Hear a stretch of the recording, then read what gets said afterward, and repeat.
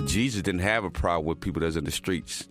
He had a problem with religious people. How can I help anybody when I was not even able to help my own son? I would never do that. I would never do that. And I became that in a matter of minutes when they took my pain pills away. And I said, I'm not where I want to be, but thank God I'm not what I used to be.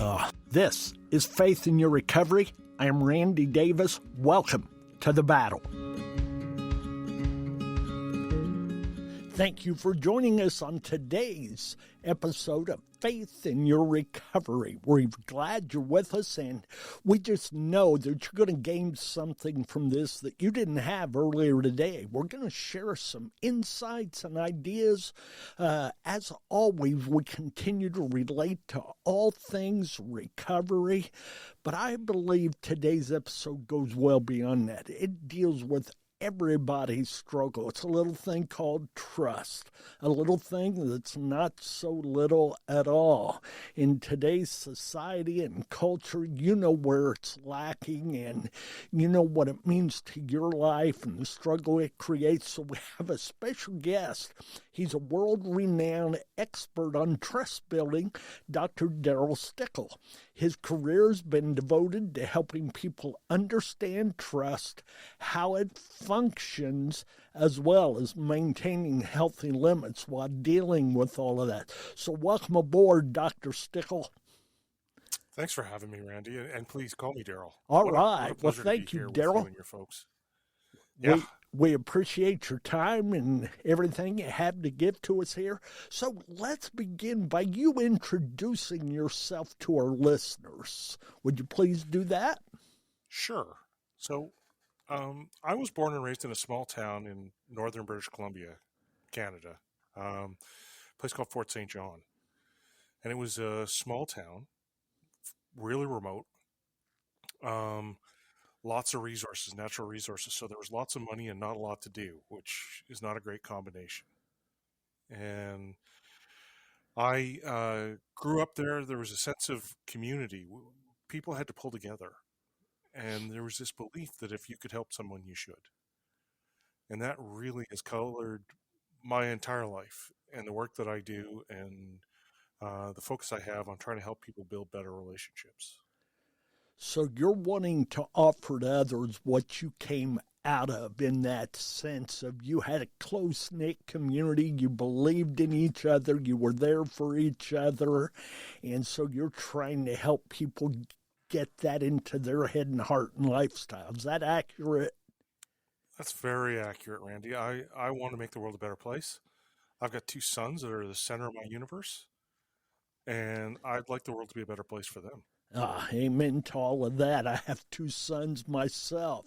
They're about, I know I'm going to get this wrong, 47 and 45, 46, 48. They're both right in that range there. So, yes, I welcome that same opportunity. Where, Darryl, do you see that our era of skepticism started, and how did it begin? Why have we taken this dive into a lack of trust, great wariness about people's thinking, what they say? Yes. Where do you see that drop? We have such a lack of grace for one another, Randy. You know, such a lack of forgiveness and such a negative story about each other. For me, trust is a combination of uncertainty and vulnerability. And when we're deciding to trust someone, we ask ourselves two fundamental questions. The first question is, how likely am I to be harmed? And that's perceived uncertainty. And the second question is, if I'm harmed, how bad is it going to hurt? Which is perceived vulnerability. And those things multiply together to give us a level of perceived risk. And we each have a threshold of risk that we're comfortable with. If we go beyond that threshold, we don't trust. If we're beneath it, then we do. And so that means that building trust is a matter of understanding, where does uncertainty come from? How do we take steps to reduce it? Where does vulnerability come from? And how do I take steps to help somebody else manage that? And so where we've gone wrong, our vulnerability hasn't gone down, but our uncertainty is bouncing all over the place. Amen to that. Yeah, and so we see changes in values and norms. We see changes in our level of acceptance for one another, the sense of community that we used to have. We're seeing technological changes.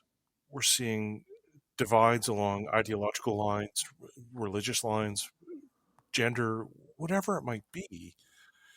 There's something going on where we're having a harder and harder time predicting each other's behavior. And in that environment, it makes it really hard for us to be willingly a bit more vulnerable. It can hurt sometimes, that vulnerability, yes? Yeah, and you talk about recovery. A big part of substance abuse and the challenges that we face is that it's a mechanism for us to cope. And it's a dysfunctional mechanism. It's an attempt for us to separate ourselves from reality or deal with the pain that we can't struggle through on our own. And part of the challenge that we're facing is our inability to find other ways to cope with those challenges, those struggles we're having, or to ask each other for help. That's what trust looks like, asking each other for help. We don't like that. We like to walk this way on our own, and we want it done our way in our time instead of seeking somebody who's got it together and finding out how they got it together. Yeah. We have a choice about how we react to things. A lot of times things happen to us in life, and we don't have a choice over what happens, but we do have a choice over how we respond. And that's something I've tried to teach my sons. It's something that I've held on to because I've had a hard road, Randy. I mean, when I was 17 years old, I was playing junior hockey in northern BC, and I was attacked by a fan with a club. And he beat me almost to death. And I knew, so I'm legally blind, I knew I was losing my sight at the time. And then I would have to think for a living. And now all of a sudden, here I am, I'm 17 years old, and I can't think. That's such a severe concussion. I had the attention span of a fruit fly. And I was faced with a choice. I could either feel bad and give up and curl into a ball, or I could try to find a way forward. And part of what I learned from that experience was what it felt like to be helpless and hopeless and to feel so vulnerable.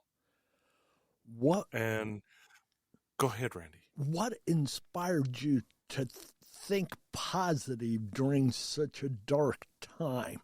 What was the light? I understand what you're saying. You had a choice to make.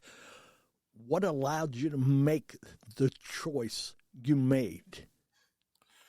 It's a good question. I mean, we interpret the world through stories.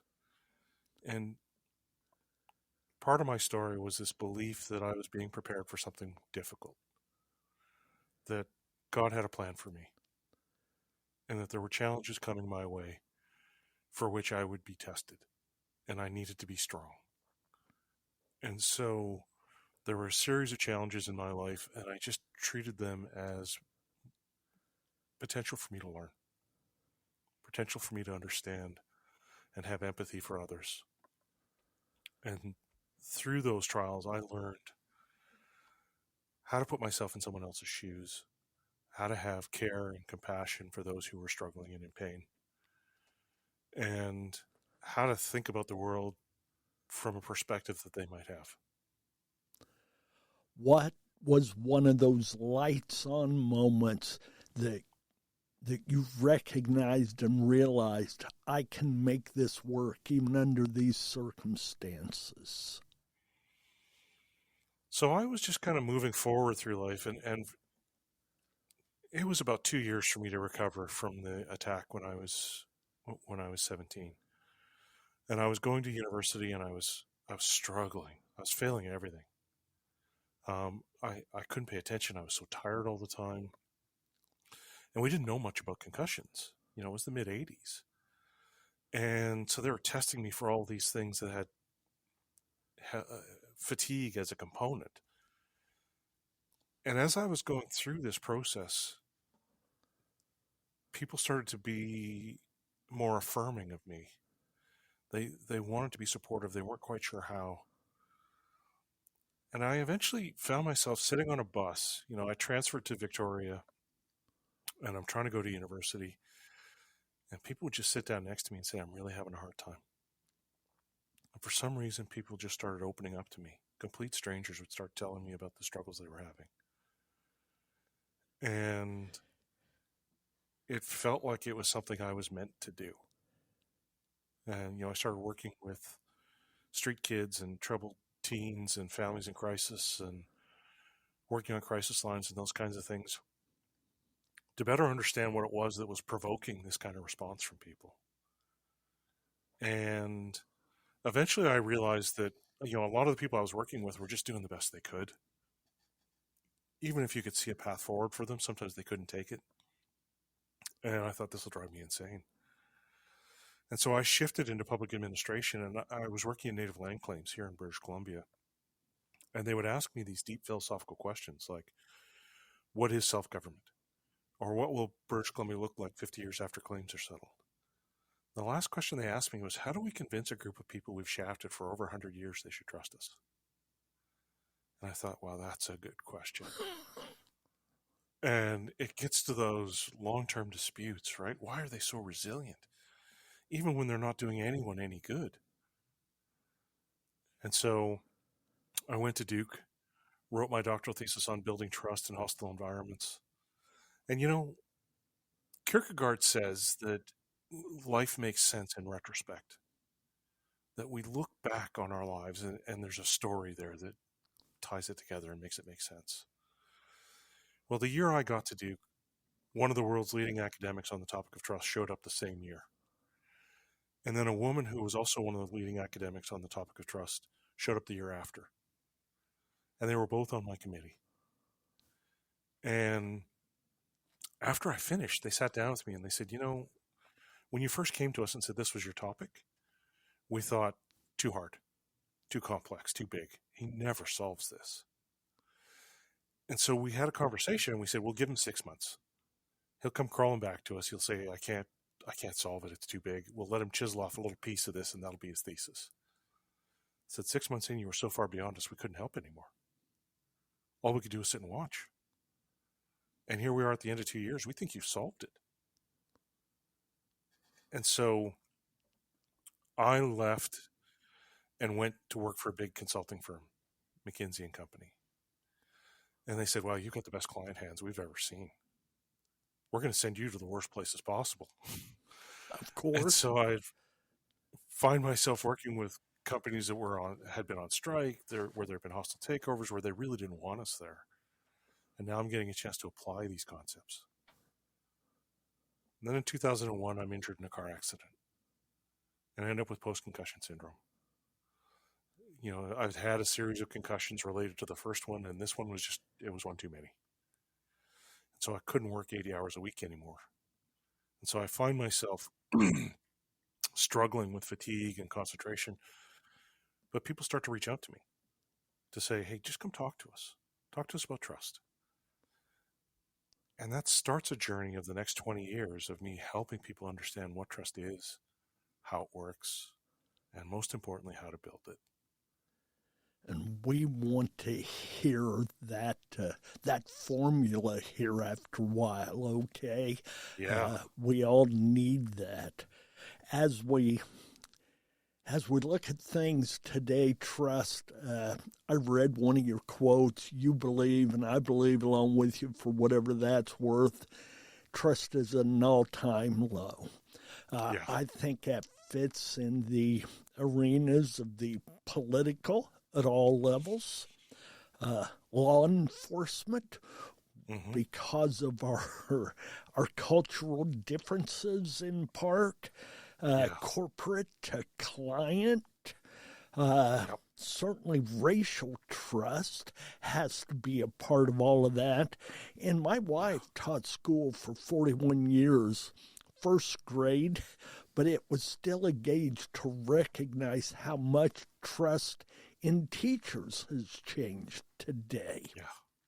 That within our educational system, that is a battle. What What is there to say to all of that, Darryl? So trust is harder than it's been because uncertainty is so high. We can get better. We can build trust together, but we need to be intentional about it. And part of the challenge that we face is that there's such a high level of, such a lack of awareness about what trust really is and how it works. And so really part of my mission is to give people a framework that allows them to take action, to take control of their lives, to actually build higher trust levels. And if I've written articles that are on my website around trust in parenting, trust in the police, trust in leadership. I've all read these different several things. of those. Yeah. And really, when it comes down to it, it's looking at where does the uncertainty come from? Where does the vulnerability come from? And how do we take steps to help each other? And how do we start to generate a more positive story about each other? I wander the world with my guide dog, Drake, and he's got such a positive story about everyone we meet. I have a different experience than everyone else does. I engage the world differently than everyone else because people meet Drake and they just see that joy. And it initiates a norm of reciprocity, this feeling like, how could I not be happy in the presence of an animal that is so happy to see me? And, oh, he's got this guy with him too. And so my experience of people is that they are loving and caring and they want to connect. They're just scared. They trust your dog, so they trust you, but they're scared to be vulnerable and mention that hurt, that struggle that they're dealing with. Does that fit? Yeah, that fits. Awesome. And, I still have that element of, like, I'll have people say to me, I don't know why I'm telling you this, but you just seem strong and safe. So where do you see, I know earlier you said you believe grace is something that's lacking in the middle of all this trust. Okay, I forget exactly how you said it, but that's what it boils down to. Are our political biases, our political lack of trust, our lack of trust with medical, as was so apparent during the COVID-19 issues, our social and relational lackings, do you believe those are symptoms or are they problems? So they're symptoms of underlying trust problems. But we've also got a subset of the population who are very dedicated to destroying trust because they feel it benefits them in the short term. And we see this with the vilification they have of other people, the stories they tell about others. We see people undermining the credibility of the World Health Organization, undermining the credibility of doctors and scientists, undermining the credibility of the media. We see this sort of us and them really evolving. And, I often ask leaders, would you like to be in politics? Would you like to be a political leader? And the response I get from most of them is, I wouldn't put my family through that. So we end up getting a bunch of people who are quite comfortable putting their family through that. We end up getting a bunch of people who are really more concerned about their own power and well-being. They don't give a crap about anybody else. And one of the levers that I talk about, so I think there are 10 levers we can pull. One of the levers I talk about is benevolence. This belief that you've got my best interest at heart and that you'll act in my best interest. We have an expectation, or at least we should have a reasonable expectation, that the politicians we elect should be acting in our best interest, not their own. And we're not getting that. And they formulate distrust, by promoting this sense of vulnerability, by telling us, if I don't get elected, the world will end. If you don't do what I want, then there's going to be dire consequences. And all these people out here, we got to get even with them, or we got to, stamp them out. And it's true of both sides. And so when we have benevolence and it actually lands, people give us the benefit of the doubt. They assume that we have the best intentions possible. And so they will ask us if something lands wrong. They'll say, oh, that didn't quite land right, or I'm curious about that, or this is a way that could be interpreted. I'm sure that's not how you meant it. It gives us the opportunity to actually have a conversation, get to know each other as human beings, rather than stereotypes. Stereotypes limits our thinking tremendously, and our listening as well, because we've already heard everything we want to hear when I've determined you're who I think you are. And it's going to be very difficult for you to get out of that. So I'm reminded of the adage that perception is stronger than truth. How does that fit into what we're talking about here? Yeah, we interpret the world through stories, and we search for confirming evidence of those stories. And the more powerful that story is, the harder it is for us to actually see the world in an objective way. And so a big part of what I do is help people ask, listen, and respond. So that I give them a series of questions to ask so that they can get a better sense of what the other person's story is, where the gaps might be in their ability to build trust with that person. Give us a couple of those questions, please.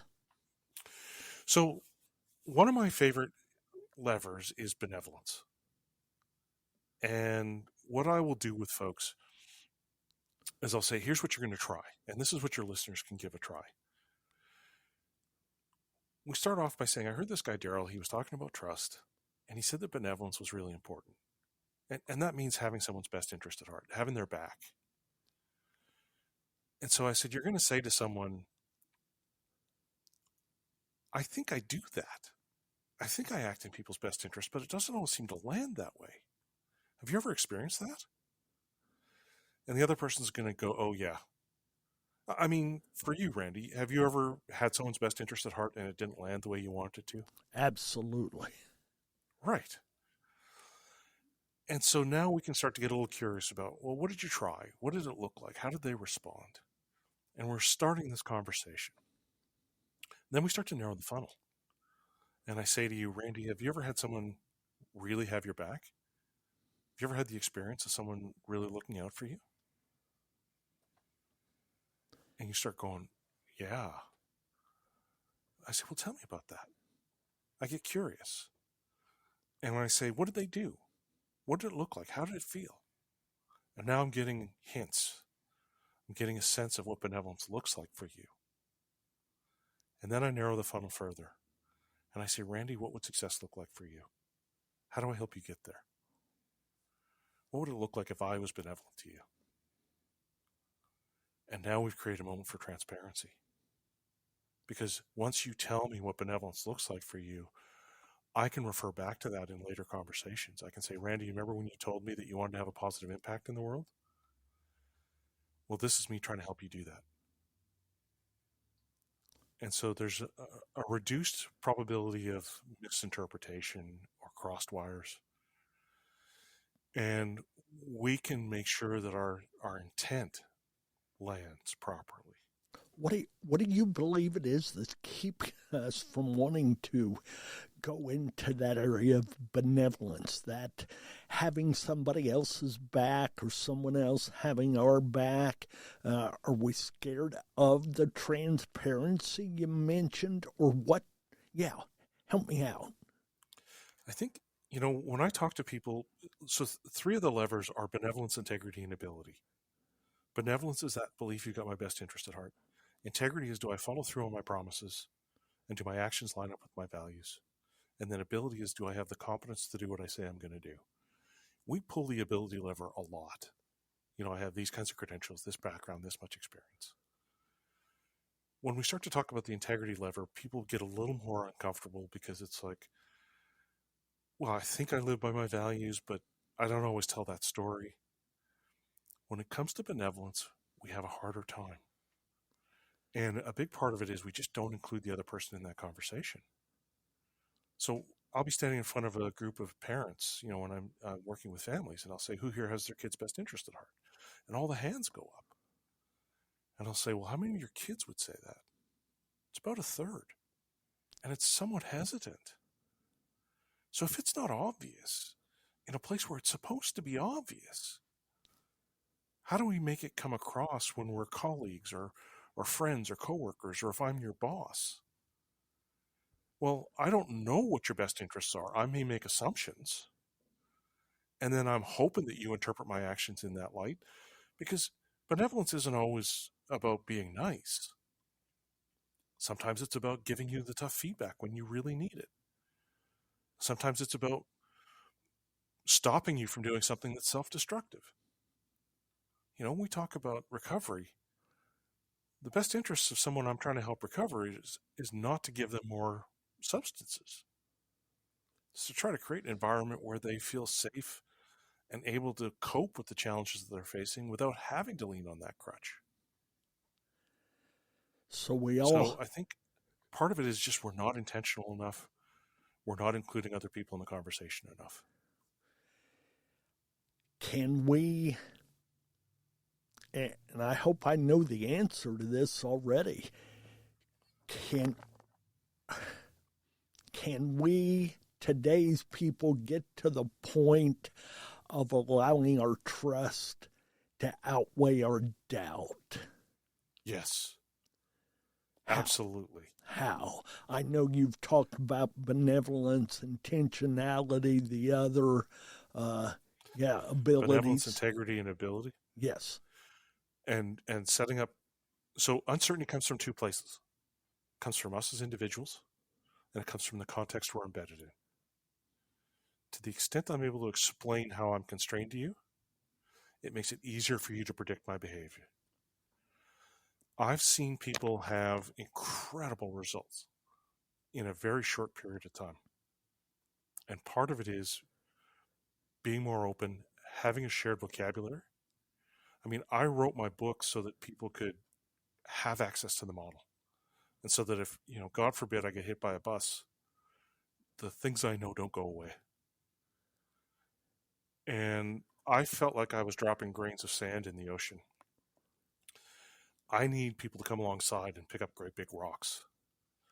You know, I worked with a student, and all of my courses and my workshops and my coaching involves people actually trying these things, applying these things, and adding them to their toolkit.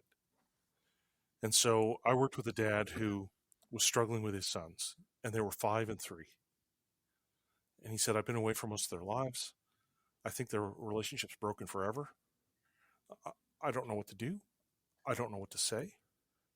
I feel like I lose my temper. They're scared of me. They don't know me. And so after 3 months, I'm coaching him, and he's using the materials, he's using the model. And so he's pulling the benevolence lever, and he's pulling the integrity lever, and he's pulling the ability lever, and he's explaining his context to them. After 3 months, his final report is, everything's changed. Now they run to me. They throw themselves on me. They tell me they love me. They fight over who gets to sit next to me at dinner. They beg me to read them stories. It's a complete transformation. I want that for everyone.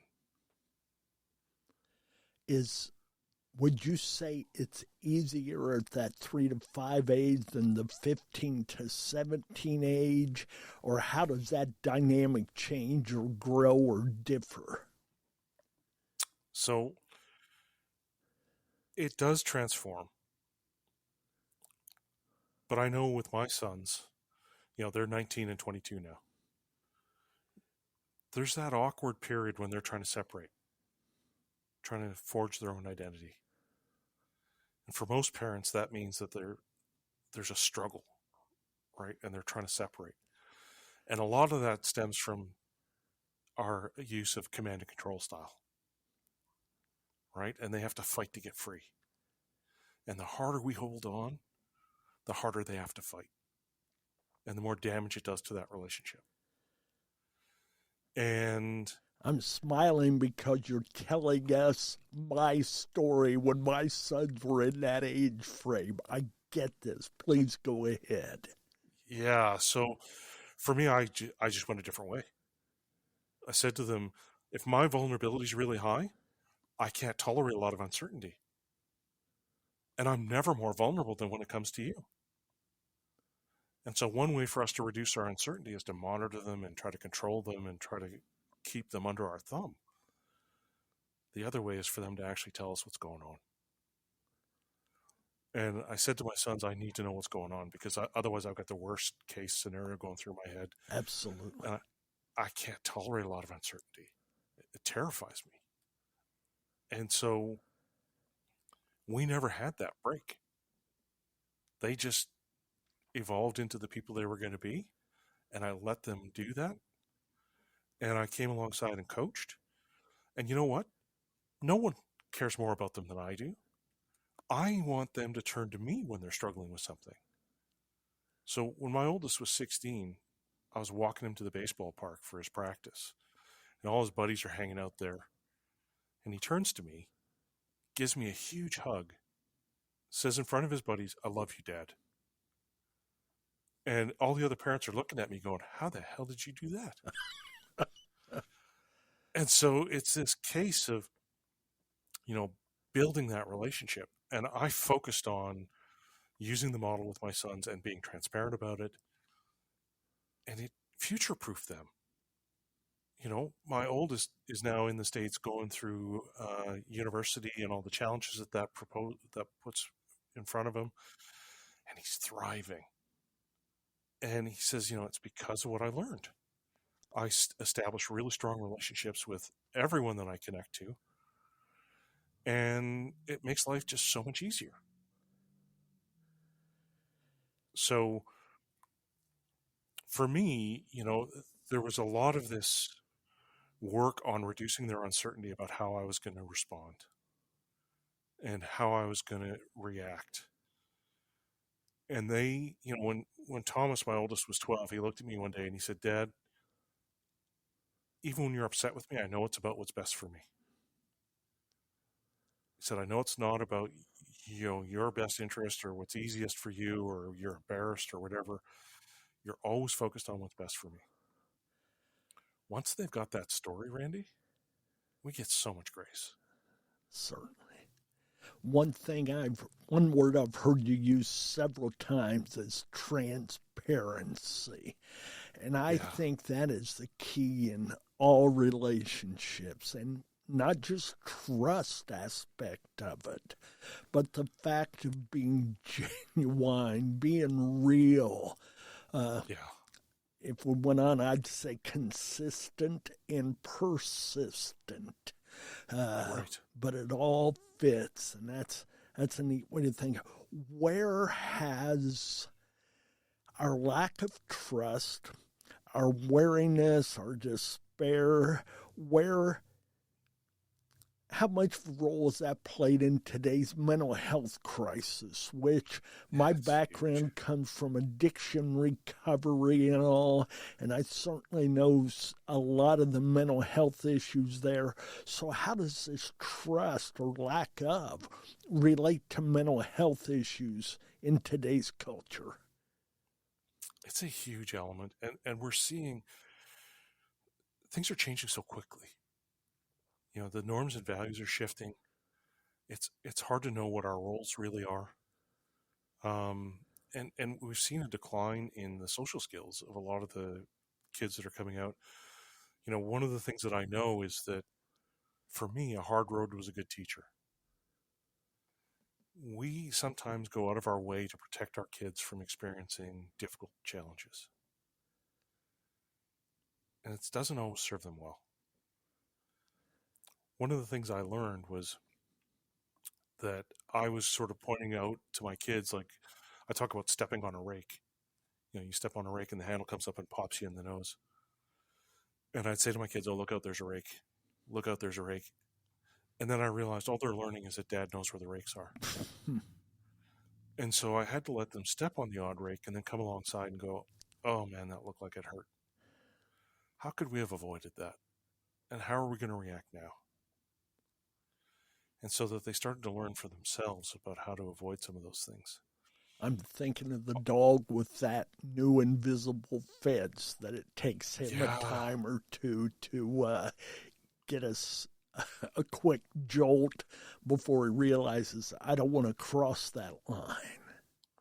And so we're denying them the ability to develop the coping skills of dealing with challenges. And then all of a sudden they hit a spot where it's like, hey, I'm supposed to be an adult, and I haven't faced the challenges that I was supposed to face to get to here. And I don't know how to cope yet. And we're seeing people really struggle because the challenge when uncertainty is high is trust is the willingness to make yourself vulnerable. Well, if uncertainty is really high, then it's really hard for me to make myself just a little bit more vulnerable. And so what we need to do as leaders and as parents and as counselors is go first. We need to make ourselves a little bit vulnerable so that it shows them that it's okay. We need to model that behavior for them so that they realize, okay, it's okay here. We've got to be able to show them the deep waters at times and those danger areas. We can't make them observe, but it's our role to show, in my mind. Yeah. Do you think all of this is a reflection of a lack of belief in ourselves, or are we just reaping the fruits of negative thinking? Oh, that's a really good question. I think there's a combination, social media has provided us with tremendous benefit, but it's also caused tremendous damage.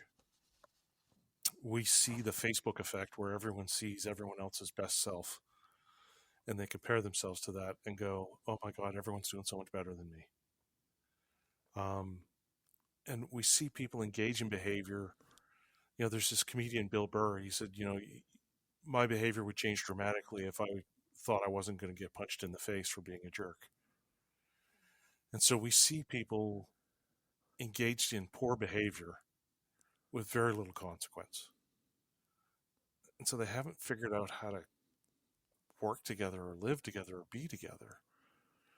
I had this great conversation with Mark Devine. He's an ex-Navy SEAL.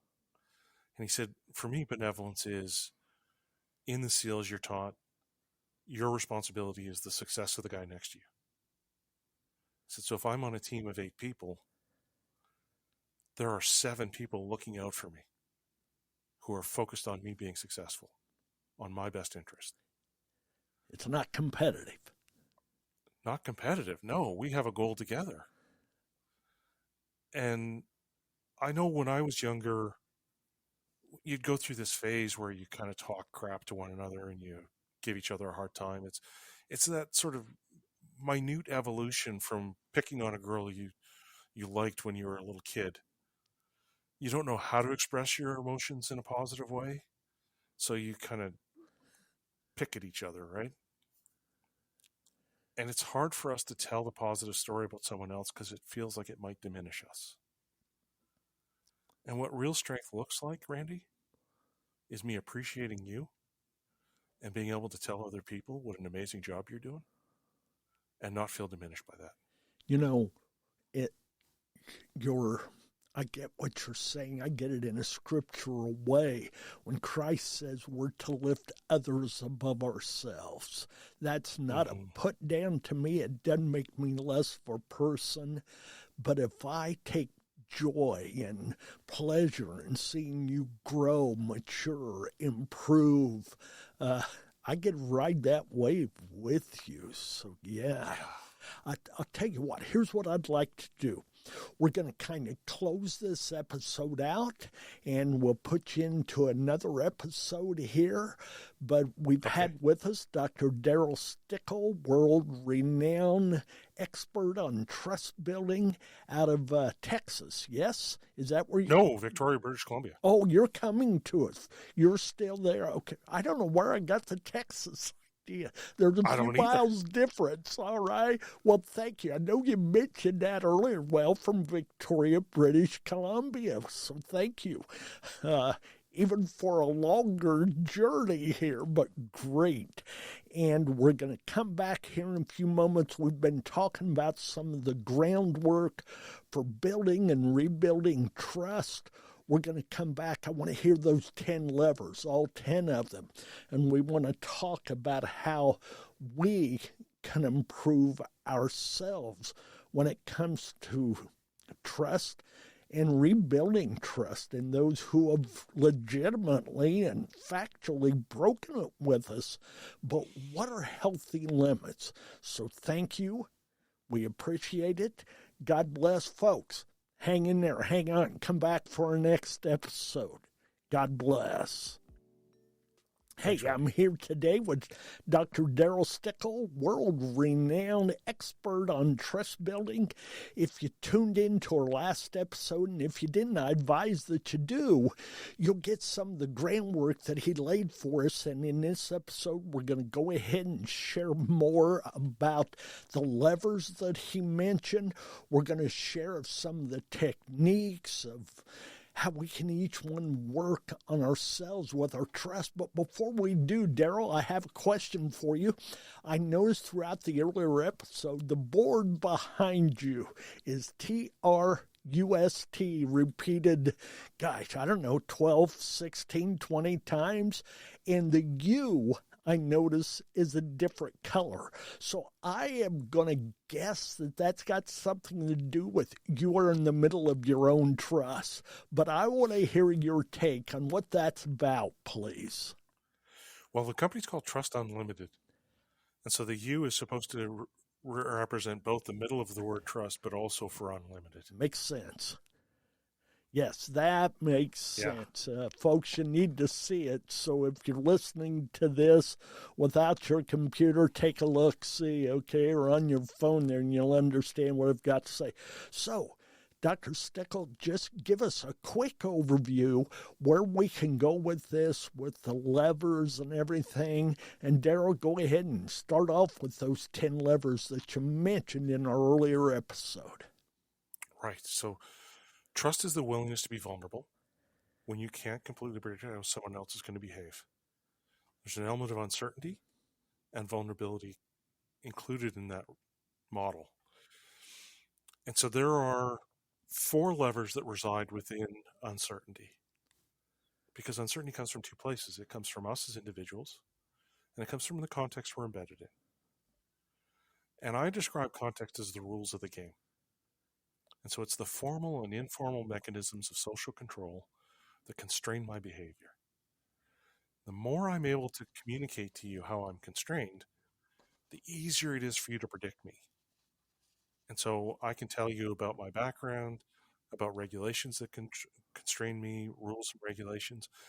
But we can also take action within the context. We can sign a contract. We can put up peace bonds. I can make public commitments. In fact, the public commitment I'm going to make to you is that I'm going to get through all 10 levers of the model. And if I don't, people can send me hate emails saying that I let you down. And we'll help you get in contact, all right? Yes. So everyone has the ability to build trust. Some are just better than others. Those who are not very good have a lever that they pull. Usually it's the ability lever.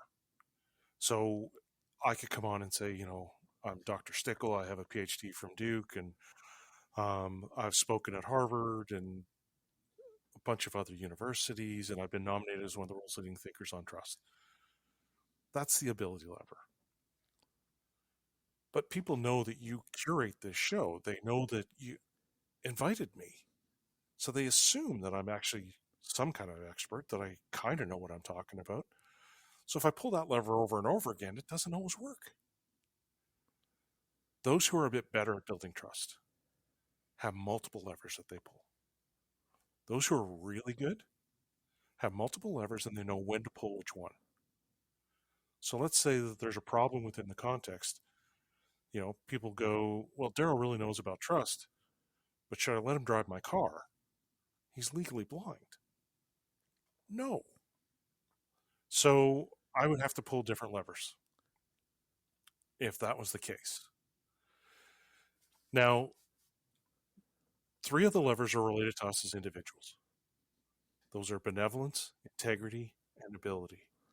And in the last episode, I mentioned briefly about benevolence and how we can pull that lever. So in this episode, I'll talk a little bit about integrity. We have a tendency to overpromise and then underdeliver. And we also have a tendency to promise about outcomes. That'll never happen again. I'll never do that again. Those kinds of things. Much more productive for us to make promises about effort, about the things that are within our control. And it's also important that we get a shared sense of what the promise was. So I made a promise that I would cover all 10 levers. But if you understood it differently than me, I may finish and go, there you go, there's 10 levers. And you're sitting there going, well, I kind of expected something different than that. I feel like I followed through, but you don't. Similarly, when we start talking about trust or integrity as a combination of our actions against the values that we take or that we have, if I don't tell a story that links my actions or my decisions back to those values, I run the risk of you having a different story and you interpreting what I've done differently. And a lot of times organizations will see people have some cynicism because they'll see this list of values on the wall and they'll go, oh yeah, that never happens here. There was a company I worked with, their motto was the future is friendly. And I said, what does that mean? I'm sitting with a bunch of senior executives and they said, well, we didn't know there was going to be a quiz. I said, what kind of promises do you think you're making with that? Because I got to tell you, when I hear that, I think the future's friendly, but right now you're in trouble. And so we start looking at how do we reach a shared understanding of what the commitment was? And how do we then also become transparent about saying, I think I followed through on it. And this is what I'm going to do next. And so to pull that integrity lever, we actually have to have conversations that include us trying to create a shared narrative, telling people how we think our actions are aligned with the values we've expressed, or telling people when we think we've finished a commitment that we made, and then telling them what we're going to do next, predicting our own behavior. We also need to see that the rules apply to everyone the same, because that's another place we tend to fall down. I have one set of rules for you and another set of rules for me. Now, ability is the third lever that we can pull as an individual. And despite it being our favorite, we often really misalign or misrepresent what excellence looks like. So for me to have an understanding of what excellence looks like as a guest for you, I would actually need to include you in that conversation to say, hey, Randy, what's a good guest look like? Who's your best guest ever been? What did they do? What made them so great? And we could even go a step further and say to your listeners, hey, what's a great guest look like on Randy's show? What's compelling? What does good look like? And now we're starting to include all the stakeholders and get a really clear sense of what excellence is. And so we can start to build a list from that and start to communicate that and say, I've heard from all the different stakeholders. I can't be everything to all people, but these are the things that really resonate, and here's where the overlaps are, and this is what good looks like for me. So we've covered 4 of the levers that all reside within uncertainty. And I told you guys last time that my favorite was benevolence. Well, partly it's because benevolence is so resilient, even in the face of change. The faster things change, the more ability becomes a moving target. And the harder it becomes to follow through on my commitments if they're long-term in nature, because things might change and values might change. And I'm going to be engaged in turmoil and transition as I try to figure this out. But benevolence, that belief that I'm trying to look out for you, that holds no matter what. And some of the teams that I've been working with, I've started to get them to try to pull together, but trying to help each other be exceptional, because that helps us future-proof each other. So those are 4 of the levers. There's 2 levers within vulnerability. And really, when we're trying to understand someone's vulnerability, we need to understand what they think is at stake and how they value it. And so we may have irrational notions of what's at stake. I might say to you, Randy, if I say the wrong thing here, everyone on the planet's going to hate me. And you could say to me, no, Darryl, only 30% of the planet. So we can start to share an understanding of how we feel vulnerable, what the alternatives are. And a way that we start to reduce people's vulnerability is by giving them options. Scarcity is one of the things that makes us feel vulnerable. And you've seen organizations give us a chance to try things, to reduce our vulnerability so that we feel more comfortable making a buying decision. Think about an ice cream store where they let you take a little piece or a little scoop of each of the flavors that you want to try. Maybe you try rum raisin and you realize, wow, I don't like rum or raisin. And so thank God I didn't buy a whole bowl. And so we see organizations, with generous return policies, with money back guarantees. All of these things are steps for them to help you reduce your vulnerability. So there's 6 levers now. 4 within uncertainty, 2 within vulnerability. After we've made the trust decision, we have a perceived outcome. And I use the word perceived because we interpret the world through stories. You and I can have exactly the same experience, but dramatically different perceptions of what just happened. And there are 2 levers within perceived outcomes. One of those is, was it a success or a failure? And then the other is, who gets the credit, who gets the blame? And again, we can pull levers there to try to create a shared understanding of what good looks like before we get there.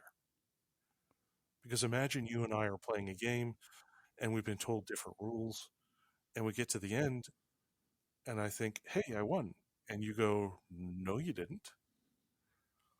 And so we have to look and see how we create a shared narrative and how we create a shared understanding of what good is, so we can all strive for the same outcome. In the middle of all this are our emotional states, whether we like or dislike someone else. And again, it's a powerful story. The more we like someone, the more we're likely to find reasons to trust them, the more positively we see the outcome. It may actually change what we use to define what success looks like, right? So you and I were friends. We go to see a movie together. The movie's terrible. But because it's you and I hanging out together, I had a good time. But if you and I were neutral, or maybe didn't like each other, it's a terrible movie and a terrible experience. And so our emotional states have an impact on not only the narrative that we tell, but our evaluation of the basis for trust and our evaluation of the outcomes. And the more extreme those emotions become, the less rational we are. And this is why we see these long-term disputes that don't seem to want to go away. And so there's 2 levers within our emotions. It's like or dislike, and how much, right? And so we've got these 10 levers, and there's places where I'm different from the traditional research on trust. I was one of the first people to talk about emotions, Most of the trust research treats people like they're rational actors. I don't know if you've met people before, Randy, but we're not always rational. And so what I do is I try to systematically walk people through these levers and teach them how to pull them. Is it, how do I word this? Is it a static procedure, step 1 through 10? Is there some bounce back? Like with grief, we've got those stages of grief, but we oftentimes, before we get to step 4, we've returned to step 2. Right. Yes. Help us with that. Yeah. So there is no silver bullet. Partly it's a matter of understanding when I need to pull which lever. Got and that. So first we seek to understand, right? We seek to understand the other person and the story that they have. And then we start to ask questions. And in the book, I've laid out the whole model, all 10 levers, and I've laid out ways to pull those levers. But it starts with me trying to understand you. Try to develop some empathy to see where the gap is. So if the gap was around perceived outcomes, that's where I need to lean in. So if there's a parent-child issue, that's where it begins, with understanding, whether it's a cultural issue or racial issue, whatever category it may fall into. You believe understanding's that first step, yes? I agree. Yeah, that's exactly right. And then we start to ask questions, right? And we start to try to get a sense of where the gap is and how we can close it. And there is an iterative process, much like you talked about with the grief piece. I'm going to try to understand. Okay, here's where the gap is. I'm going to try to resolve that. Did that work? If it did, that's great. Then are there other things that are a challenge? If it didn't, let me include you in the problem-solving process to try to solve this. Wow, you have... do me a favor, please. Just go through those 10 levers without explanation. Just list them. There's 4 levers within uncertainty. There's benevolence, integrity, ability, and context. There are 2 levers within vulnerability. What's at stake? How do I value it? There are 2 levers within perceived outcomes. Was it a success or a failure? And who gets the credit or who gets the blame? And there are 2 levers within emotions. Do I like or dislike? And again, it ends up being a context piece. Is there something that's driving those perceptions? And can I untangle that? So those are the 10 levers. And that was me following through on my promise. Yes. You told us in the beginning that's what you do, and so you can't get the hate mail over that, okay? Yeah, you certainly gave us what you said you would. How can we recognize that it's working? So you and I have a broken trust, and you're doing your best to rebuild that. What is a piece of evidence that will show you maybe this is working and that trust is starting to grow? That's a great question, Randy. So part of the challenge we face is that we don't always define trust problems properly. We don't recognize them. And when I ask people, who do you trust? I get these close, tight personal relationships. Best friend, sibling, spouse, parents. And our head goes to this dichotomous place, right? It's either present or absent. We either trust people or we don't. And the reality is we trust some people more than others. And it's all over the place, right? It's a social lubricant that allows us to function. When I flip that question and I say, who trusts you? I get this long pause. And then people say, how would I know? Which is exactly what you're asking me. How do I know if somebody trusts me? How do I know that this is working? Trust is the willingness to make yourself vulnerable when you can't completely predict how someone else is going to behave. So we start asking ourselves, how can people make themselves vulnerable to me? And do they? So if you're asking, is it working? Start thinking about ways that I could make myself vulnerable to you. And do you see that start to show up a little more often? Do I start to share more information with you? Am I willing to have projects that have overlap? Where my success depends on something you're doing. Do I let you know what my goals and aspirations are with the belief that you're actually going to support me instead of the belief that you're going to try to undercut me?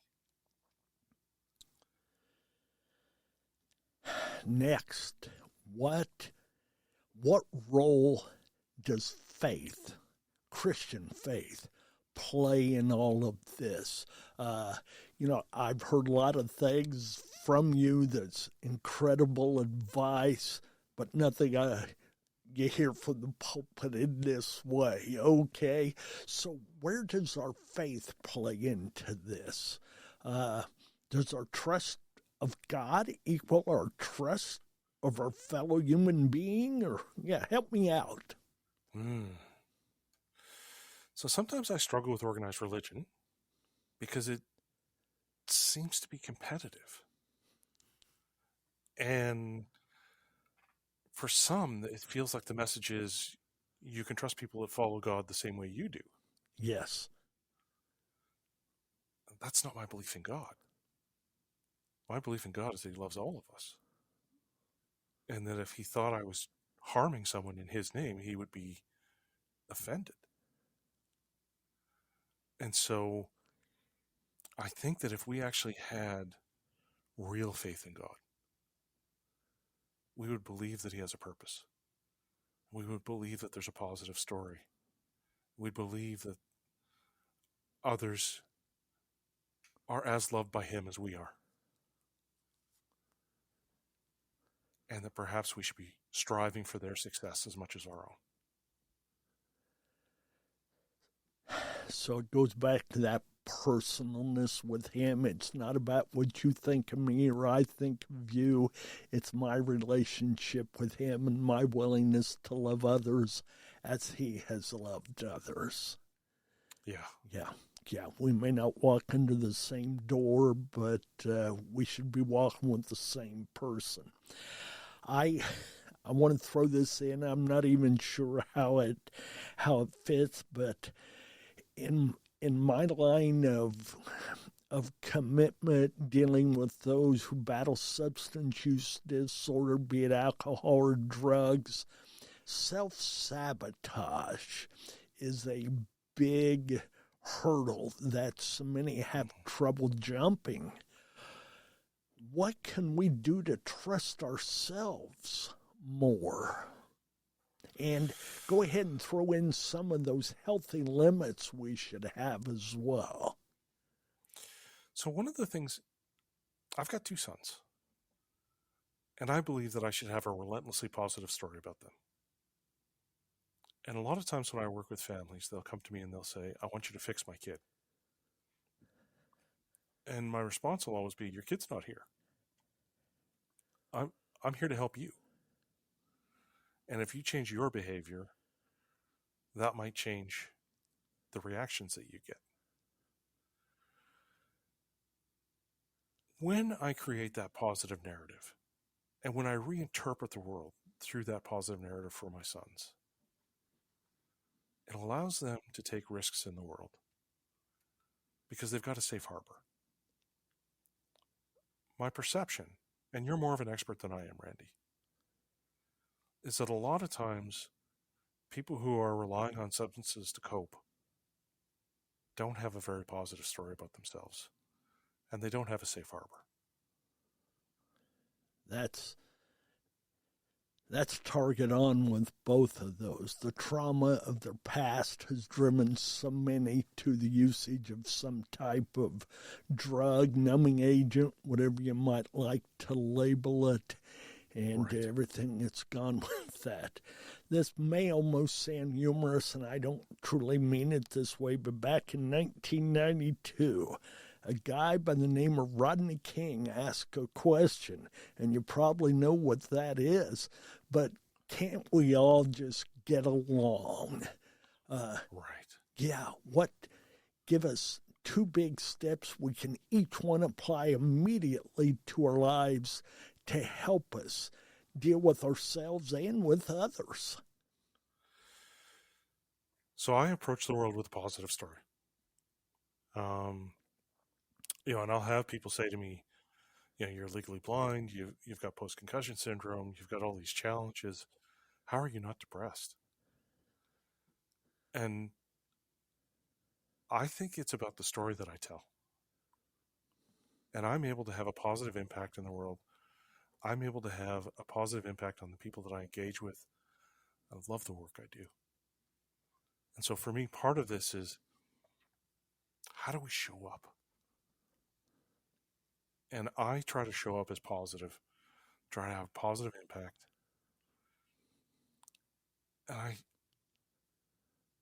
I'm okay being a bit vulnerable, right? And so a lot of times what I say to folks is, they'll say to me, how do I build trust quickly? A little bit of vulnerability and a heavy dose of benevolence. And so I share a little bit about myself. I share some of the challenges I have. Maybe I ask for help, or it becomes obvious I need help and somebody reaches out. And I accept that with grace and appreciation. It's not a condemnation of me that I need help and support at times. It's actually an affirmation of the human condition. Absolutely. Darryl, you made yourself vulnerable by accepting the invitation to be on here. Yes, I'm sure you did litter with fear and trepidation that there was going to be an attack on your thoughts and whatnot. But every time we open ourselves to an experience, there's some vulnerability. And certainly when we open ourselves to relationship, there's a chance it won't work for whatever reason. Maybe that connection wasn't meant to be for whatever reason. And but we continue to strive to be the best us we can be. I've always said I want to be the total me that God created me to be. I don't want to be better than you. I'm not about to see myself as less than you. But how do I measure up to that stick that God has for me to stand against? And I don't say that with fear or discomfort or it can't be done. He encourages me and gives me the ways, and we've heard that here today. I want to go back again to that word that I've heard over and over, mentioned another time, transparency. I love what you've shared with us about that today, about yourself, being as transparent as you've been with your past struggles, challenges, difficulties, however you might label them, and your willingness to share with us your education, your training, your skills. Go ahead and tell the folks the title of the book. Go ahead and give them any information you might like to for their benefit, to get a hold of your organization or to get the book. Help them with that, please. Yeah, so if people want to be helpful, buying the book, I find that people having a shared vocabulary really helps. So the book is called Building Trust, Exceptional Leadership in an Uncertain World. You can find it anywhere you buy books online. It's available as an audiobook or an ebook. You can find my company, Trust Unlimited, at trustunlimited.com. And you can find free articles in the blog section. If you go to the About section, you can see a picture of my guide dog, Drake. He's the Director of Goodness, the DOG. I like that. And if you want to reach out to me, it's Darryl at trustunlimited.com. And you can also reach out to me on LinkedIn, Darryl Stickel. We will make sure we get all of this on our site when we get ready to post this and get ready to air these 2 episodes. It'll probably be episode number 1 a week from this Friday, episode number 2 the week to follow. If not, certainly the immediate week after that. That's our plans if everything works out well. Is there anything you'd like to close with here today? Something we haven't touched on, or a question you have, or any comments you'd like to make, Darryl? We are facing some big, hairy problems. Things like climate change, race relations, challenges with the police, political divides, pandemics. They all require us to pull together. They require collective, collaborative action for us to solve it. And it's within our control to do that. I hope people will be willing to help me pick up some great big rocks. That's what it's going to take, is doing it together, trusting each other. And if it takes 2 of us to carry that rock, we need to be there in benevolence and have that person's back and be that extra set of hands. So what you've shared with us today exceeds what I'd hoped for. I thank you very much for your time, for your work, for the difference you've made in so many lives, and the opportunity you're giving us today to rebuild relationships that have been broken either through addiction or separation. Regardless of the reason, we now have some answers. Thank you for that. Thanks, Randy. Yes. Well, folks, it's been good to have you with us here on Faith in Your Recovery, along with Dr. Darryl Stickel out of British Columbia. I'll get it right this time. And, check out the information he had to offer to you. We'll have it all up on our website. We'll have it along with the listing for this episode to air. Stay in touch. And, hey, take the risk to rebuild or to build that relationship. You'll be better. The world will be better. We need that. Take care. God bless. Thank you. Amen.